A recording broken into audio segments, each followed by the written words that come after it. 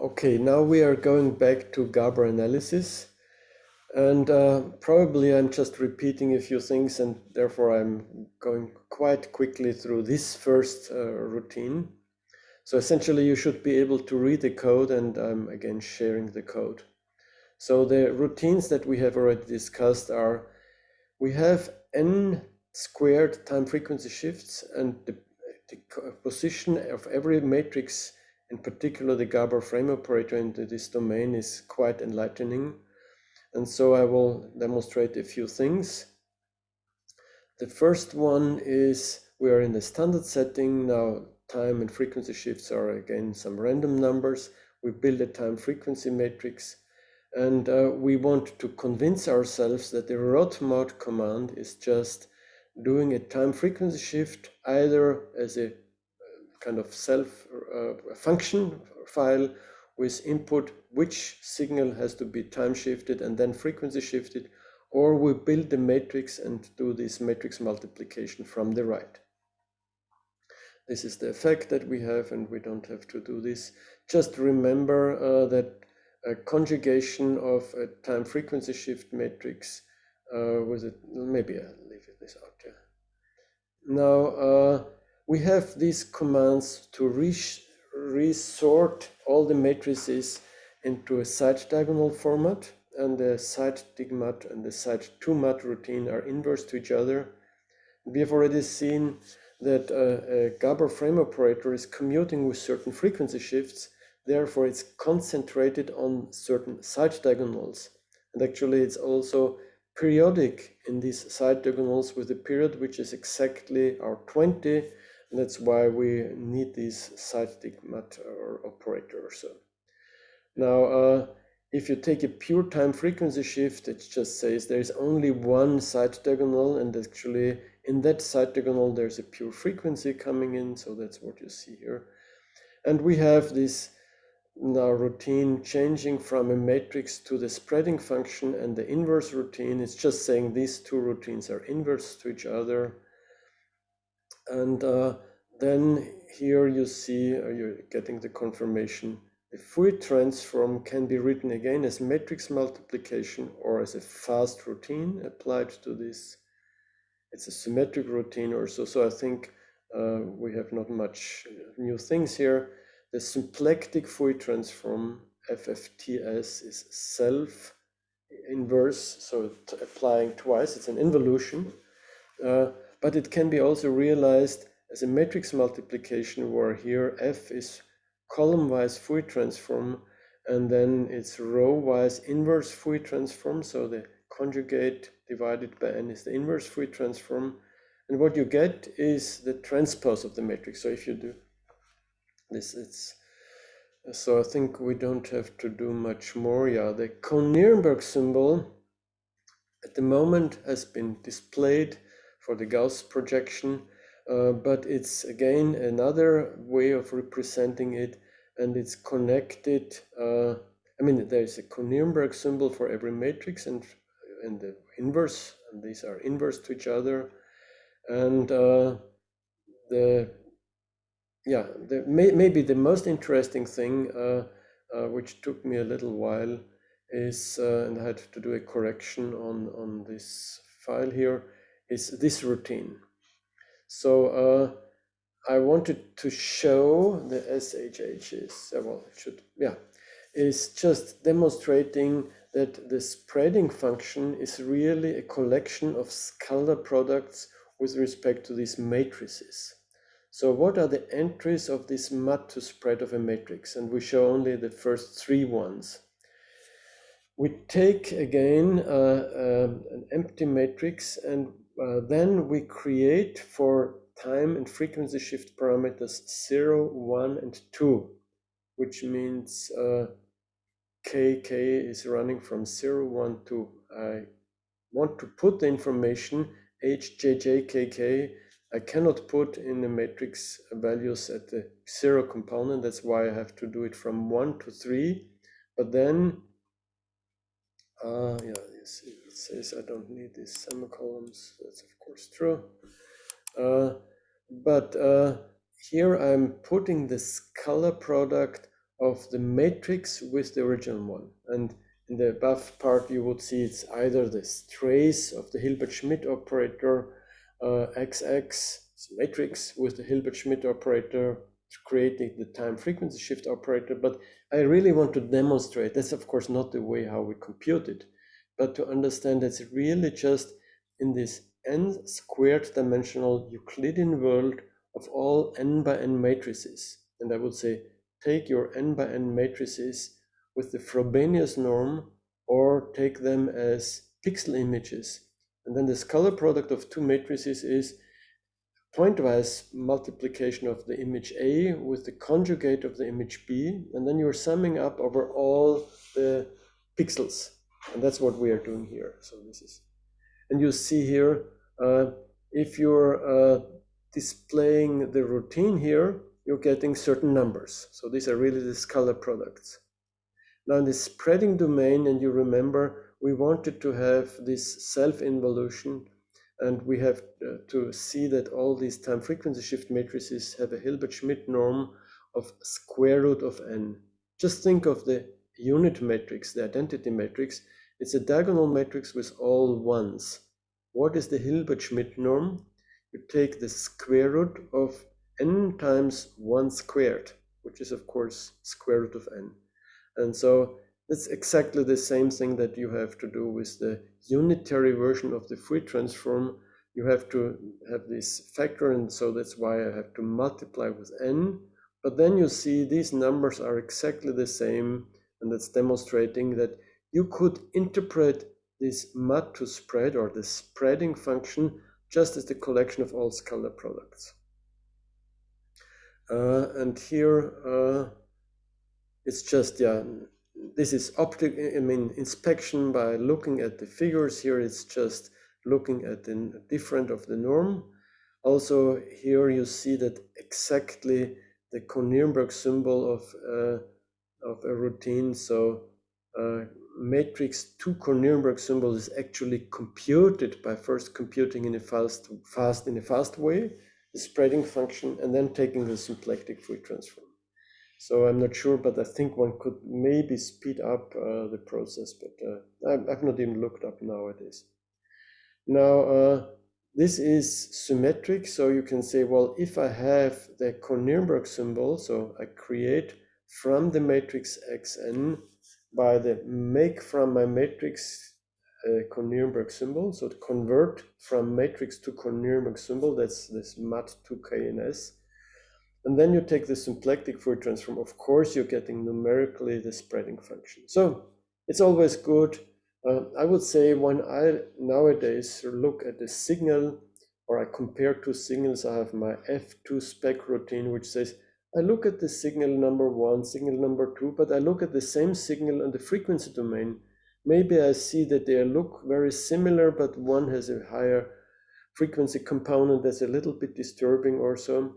And the same is with my show mat routine. If I want to see the operator, I would like to see the matrix or the Fourier version or the Koh-Nirenberg symbol or the spreading function domain. That's what we have seen for the rank 1 operator here. Now I'm going to or jumping to Gaba analysis.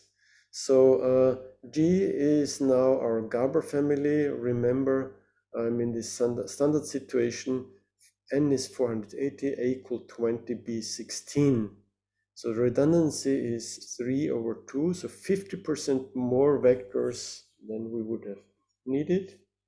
And the lattice points, you see here also, the lattice points are 720 lattice points. They're coming in the order identity, then pure modulation at position, and then you're coming back from this side and so on. Now, I will need, or I want to confirm once more that the Gabor frame operator is commuting with time frequency shift matrices. And that's done here. I'm doing the pure shift by A and the pure shift by B, and I'm multiplying from the left and from the right, and you see everything is fine, so the difference is 0. And if I look at the spreading domain, we have observed already that it's also concentrated on the lattice, and if we see this, but the best way to see it, it's the adjoint lattice. So it's, I have to show this lemma, yeah. The adjoint lattice, lambda adjoint, is working with the lattice constants n over, yeah, with n, here it's,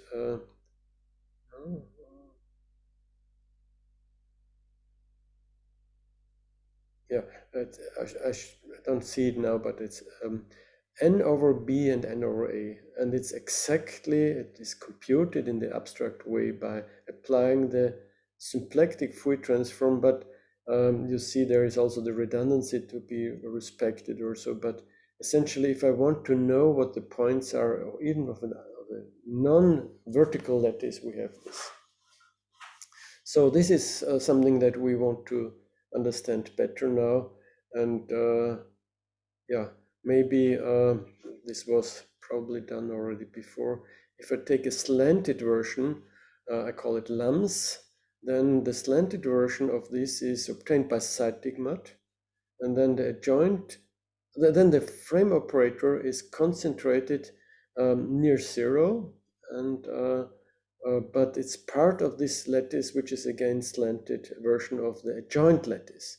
So this is something that we have already demonstrated, I think. Now I'm continuing with the next one. Probably, not sure if, I hope I am not repeating myself. If we are doing Gabor analysis, we have the Gabor window here, a Gauss function, and its Fourier transform. And I take the unitary version, so it's very Fourier invariant. We can take the dual window, which you need for always the same A and B, which looks like this, or the Fourier transform of the dual window.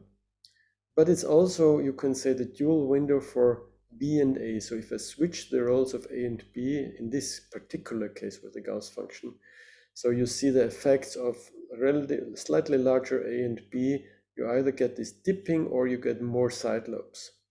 And there is the tight frame, so you're saying instead of doing the inverse frame operator, you're taking the square root. So you're getting something like this with a little bit more or so side lobes, but it's really a nice bump function. So it's not positive anymore, but it's still real valued, has no dips, and it's very nice. So this is the tight one.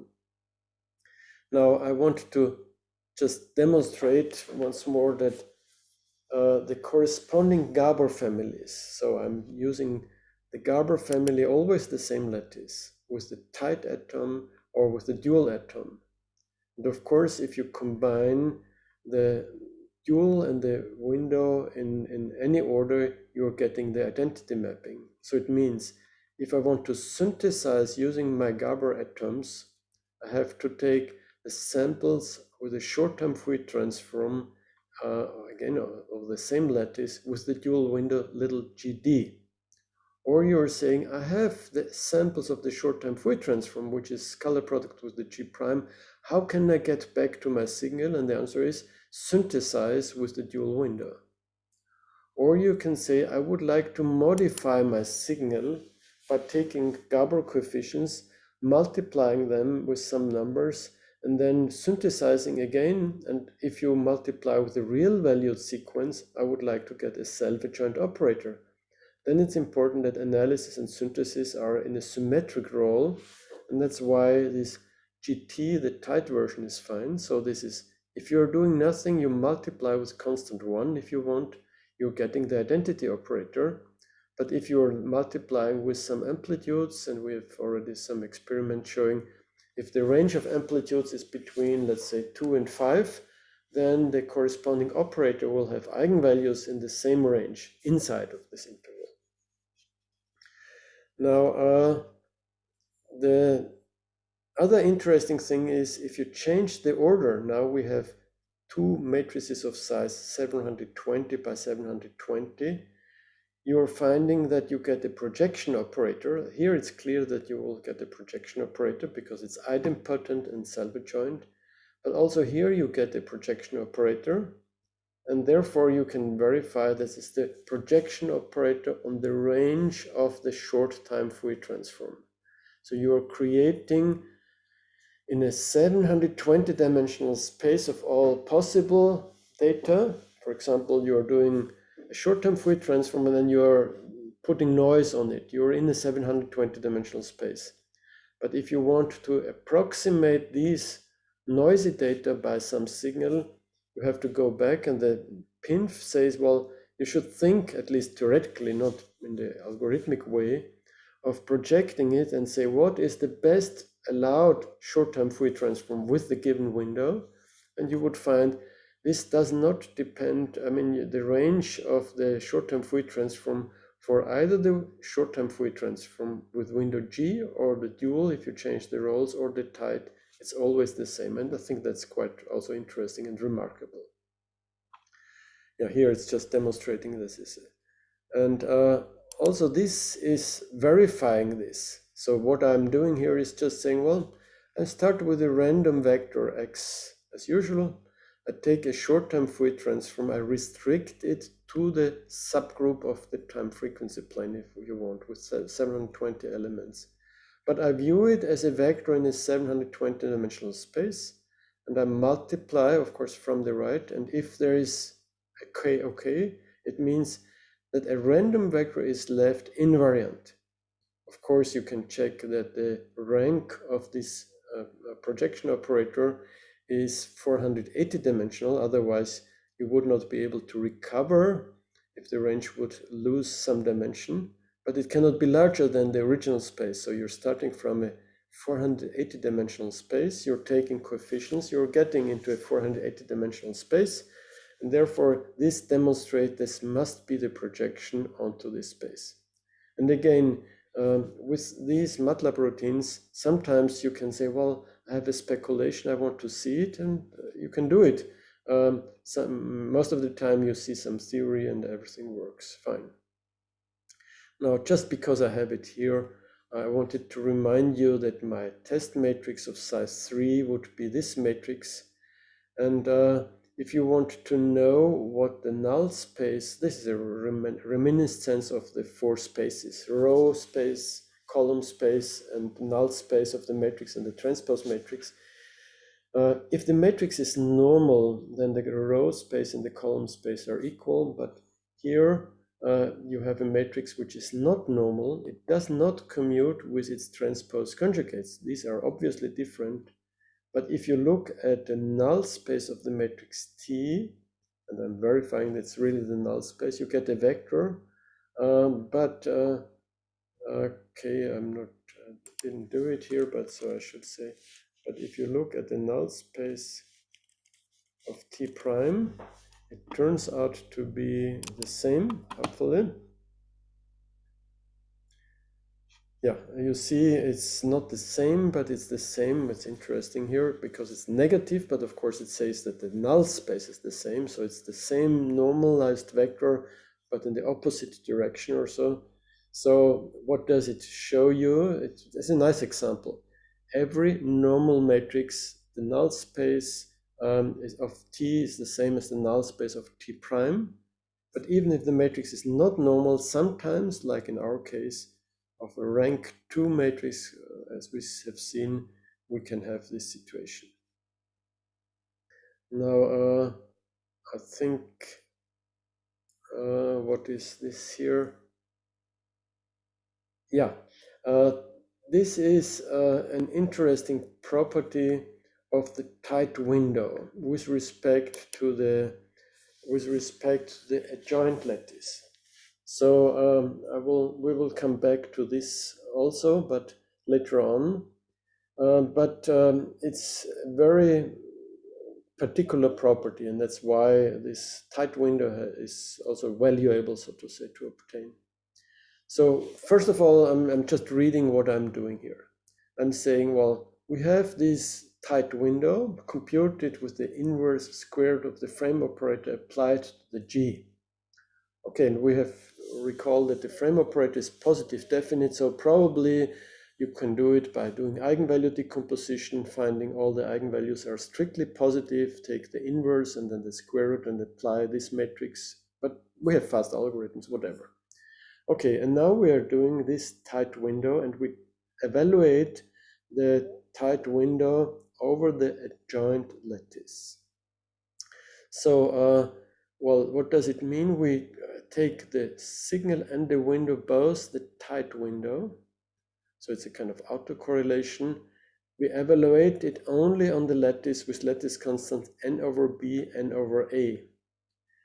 Maybe we should also recall that the window, that this adjoint lattice has redundancy not 3 over 2, but 2 over 3. So we have 2/3 of 480 or 320 lattice points. So this is less than the single dimension.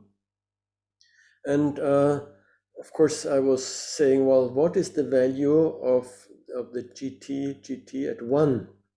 Now, what does it mean? It's the short-term Fourier transform at some point, position number 1. Position number 1 is the position in the matrix 1, 1, which corresponds to time frequency shift. So what I'm doing here is I take the scalar product of my tight window against the same tight window, shifted by nothing and modulated by the constant frequency. So it's just the square of the norm of the tight window.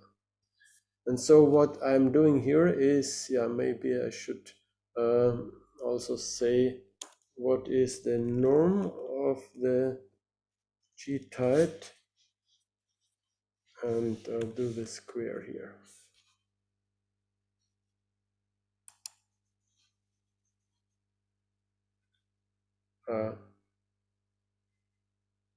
What's wrong here?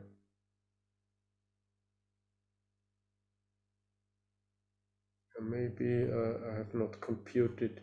Yeah, well, I don't want to play around now, but maybe I have not computed the tight window or so. Yeah, well, probably I have to run this.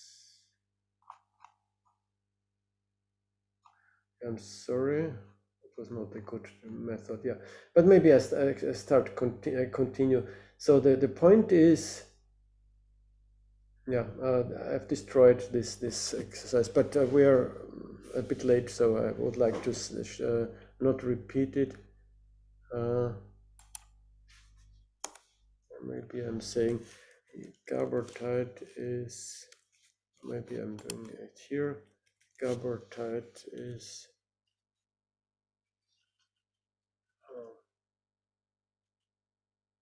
yeah.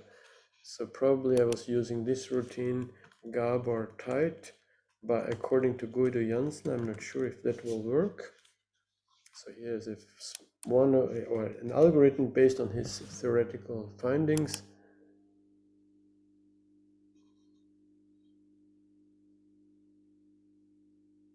Yeah, okay, now I'm destroying more than I'm showing you. Now, the point is, maybe it's better I'm telling you the story, and I will fix it in the PDF file that I'm uploading. This is already correct. The point is that this value is showing you that if you multiply by the redundancy, you're getting 1. And therefore, also, if you're rescaling all the values in the short-term Fourier transform, it has the same value. So it turns out that all these values are 0, except the one at the original one, and here you have a particular value. So for n, you can choose a different starting window. The tight window always would have this property that it has the short-term Fourier transform of the tight window by itself over the adjoint lattice has this interpolating Lagrange interpolating property. So it has a value not 1, but 1 divided by square root of redundancy or something like this here, and 0 elsewhere. So another way to get such a tight window might be to say, well, we start with our window G. It's already a coarse dual window, and therefore I have almost a Lagrange interpolation property, but I have to correct it. So I have to subtract some time frequency shifted versions of my original G put at the positions and iterate on this. I will see, maybe I can explain this later to you. Now, the adjoint lattice is here written in a generic way, so even if you would have not the separable lattice, yeah, this is just demonstrating here that if I sum over all the entries between this adjoint lattice or the lattice with the lattice constants n over b and n over a, so complementary lattice constants with a switching of the role of time and frequency, you're getting exactly 0. Okay, so this was the number 5, and I think number 6 is just a repetition with a very short new thing. We have the same situation, and we are having these lattice points now visible a little bit better. We would like to multiply them, and yeah, here you see the tight window is the same as with the square root of the inverse of the matrix. Again, I think we shouldn't come back to this. Yeah, okay, maybe this is now the most important thing that I would like to recall. Maybe I have done it already earlier. So the tight window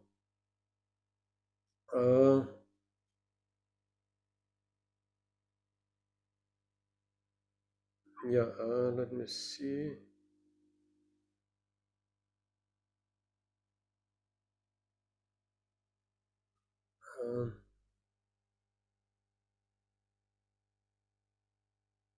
Yeah, I think that I should start here. GTA should be redone. So if I would start with the Gaussian window again, G, but with the lattice constants from the adjoint lattice.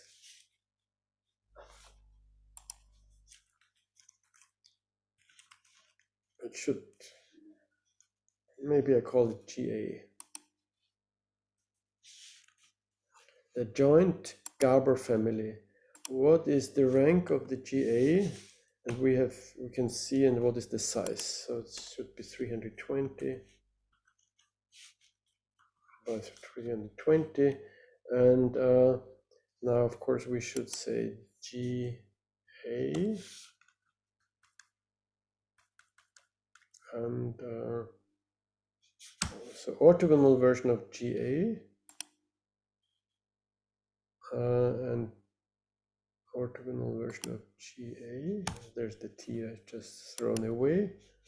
And okay.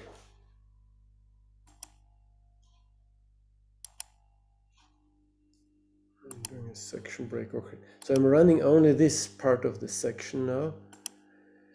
And hope everything works fine.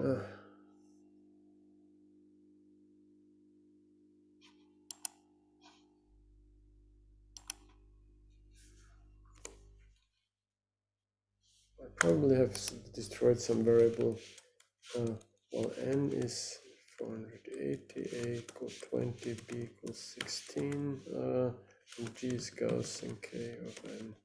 So to make sure that I have a standard situation, yeah, it's at least no error message. Okay, so probably the g was somehow re-computed or so.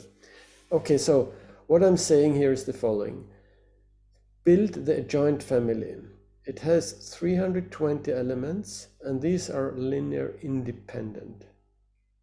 Now, you have heard about my alternative way of this Löftin orthogonalization of a system of linear independent vectors. So the fair way, which is not depending on the enumeration of the vector. So it's really a purely geometric thing. So what is the nearest orthogonal matrix to a given matrix, or to a system of vectors in a higher dimensional space?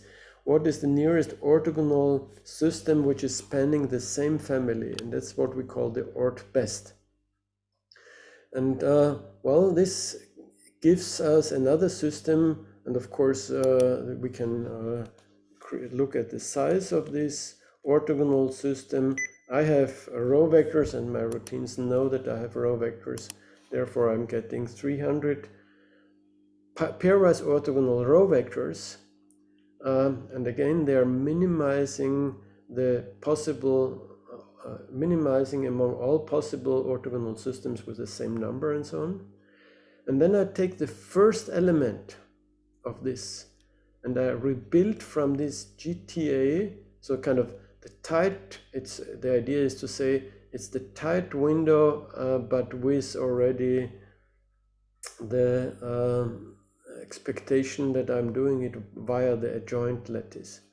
And what I see here is this routine tells us that the Gabor family, let's say that this orthogonalized family OGA has the same, is a Gabor family with the same adjoint lattice.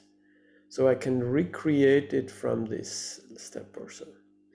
And what is even more surprising is that the tight window, which is done by inverse square root of the matrix, is obtained in the same way, except for the normalization.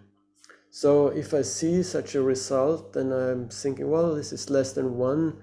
What could it be? I'm just trying, is it maybe this inverse of the square root of the redundancy? So it's a square root of 2/3. And the answer is yes, it is. And maybe I'm leaving it here so that this is related to the so-called Wechsler-Ratz property or so. So you can kind of compute a bi-orthogonal family, then you are creating the dual window, and this bi-orthogonality could also be achieved with a Graham-Schmidt routine, but that's a little bit more tricky because you know this is depending on the order of the vectors and you have to be careful with this. But I think I should stop here for now, and we will resume next week, I guess, with the number 7, and I will try to clean up things and upload it so that you can download the corrected versions. Okay.